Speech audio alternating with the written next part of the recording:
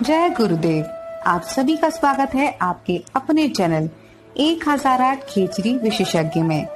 खेचरी मुद्रा सीखना इंटरनेट के माध्यम से पूर्णतः असंभव है, पर यदि आप इसे सीखना चाहते हैं या आपके मन में इसे लेकर कोई संशय है तो आप स्वयं पूज्य गुरुदेव से संपर्क कर सकते हैं। संपर्क के सभी माध्यम आपको नीचे डिस्क्रिप्शन बॉक्स में उपलब्ध हो जाएंगे।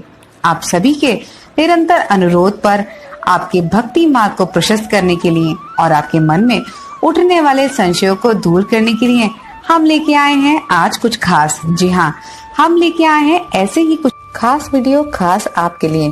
तो अगर आप चैनल पे नए हैं तो इसे अभी सब्सक्राइब कर लीजिए और साथ ही दबाएं ये घंटे का निशान ताकि हर वीडियो आप तक पहुँचे सबसे पहले फ्री में। तो चलिए करते हैं इस आध्यात्मिक यात्रा का शुभारंभ। साधना के पथ पर चोटिल करने वाले अनेक अवरोध या कारक होते हैं। उसमें से एक महत्वपूर्ण कारक के विषय में हम आपको आज बताने जा रहे हैं और उस अवरोध का नाम है अहंकार या अहंकार से उत्पन्न निंदा का भाव। निंदा एक ऐसा भाव है जिसका आनंद लेना मनुष्य का स्वभाव है, किंतु आध्यात्म के रास्ते में निंदा का कोई स्थान नहीं होता और जो भी साधक इस पथ पर निंदा का हाथ पकड़ता है वह स्वयं निंदनीय बन जाता है और इस मार्ग में आगे बढ़ने के सभी द्वार बंद कर देता है। क्योंकि निंदा, काम, क्रोध, मोह आदि विकारों से मुक्ति ही आध्यात्मिक उन्नति के सूचक हैं। ऐसा कहा जाता है कि जैसे जैसे मनुष्य आध्यात्म की ओर उन्मुख होता है, उस मार्ग पर आगे बढ़ता है, वैसे वैसे उसका आंतरिक विकास भी होने लगता है।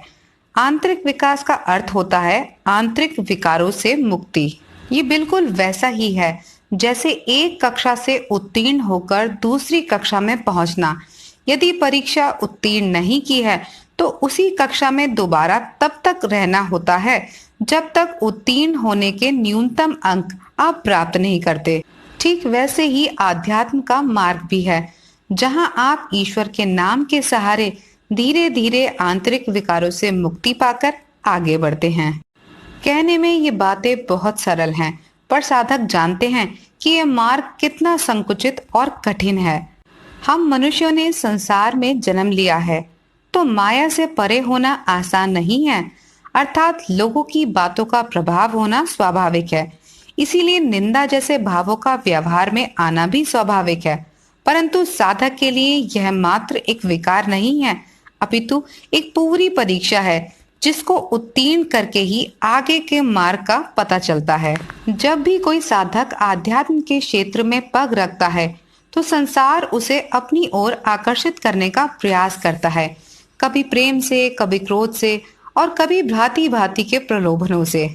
साधना का पथ कुएं और खाई के मध्य बना एक संकुचित मार्ग है, जहां आप भीड़ के साथ चल नहीं सकते, क्योंकि भीड़ आपको कुएं में गिराएगी या फिर खाई में, और ना ही आप विकारों के बोझ के साथ इस संकरे मार्ग पर आगे बढ़ सकते हैं, क्योंकि निर्विकार, निर्द्वंद और हल्का व्यक्ति ही इस संकरे मार्ग पर तेजी से आगे की ओर बढ़ सकता है।